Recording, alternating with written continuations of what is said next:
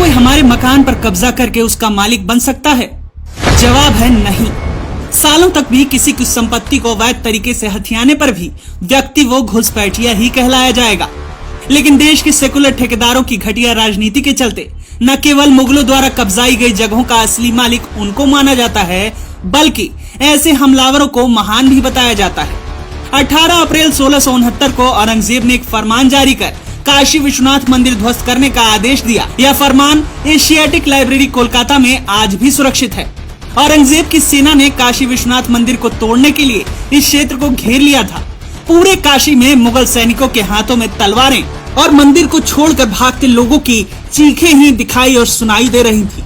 तब एक पुजारी ने हिम्मत दिखाई और महादेव के स्वयंभू ज्योतिर्लिंग को बचाने के लिए शिवलिंग के साथ ही ज्ञानवापी कुएं में कूद गए।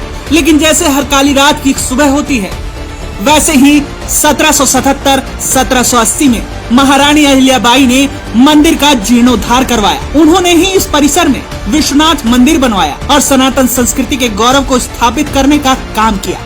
मोदी सरकार के प्रयासों से 353 साल पुराना ज्ञानवापी कुंड काशी विश्वनाथ मंदिर के विस्तार में कॉरिडोर का हिस्सा बन गया है। लेकिन ये तस्वीर उसी नंदी की है जो सालों से अपने महादेव की ओर मुंह कर मंदिर के पुनरुत्थान की प्रतीक्षा कर रहा है। लेकिन ये हमारे देश का दुर्भाग्य ही है कि हमारी प्राचीन विरासतों पर अवैध रूप से कब्जा जमाने वाले आज हमसे ही सवाल कर रहे हैं। राम मंदिर से लेकर मथुरा जन्म स्थान, कुतुब मीनार से लेकर ज्ञानवापी, ऐसे कई उदाहरण हैं जो सनातन की सांस्कृतिक विरासत पर हुए कब्जों की कहानी कहते हैं। राम मंदिर निर्माण और रामलला के सम्मान के लिए सालों की लड़ाई के बाद जब कानूनी तरीके से ज्ञानवापी के सच को सामने लाया जाने लगा, जब अपने अधिकार के लिए हिंदू समाज ने अदालत का दरवाजा खटखटाया और तथ्यों के आधार पर कोर्ट ने मस्जिद के सर्वे को मंजूरी दी, तो सच सामने आने की बौखलाहट में उल्टा चोर कोतवाल को डांटे के सिद्धांत पर चलते हुए ओवैसी जैसे नेता भड़काऊ बयान देने लगे।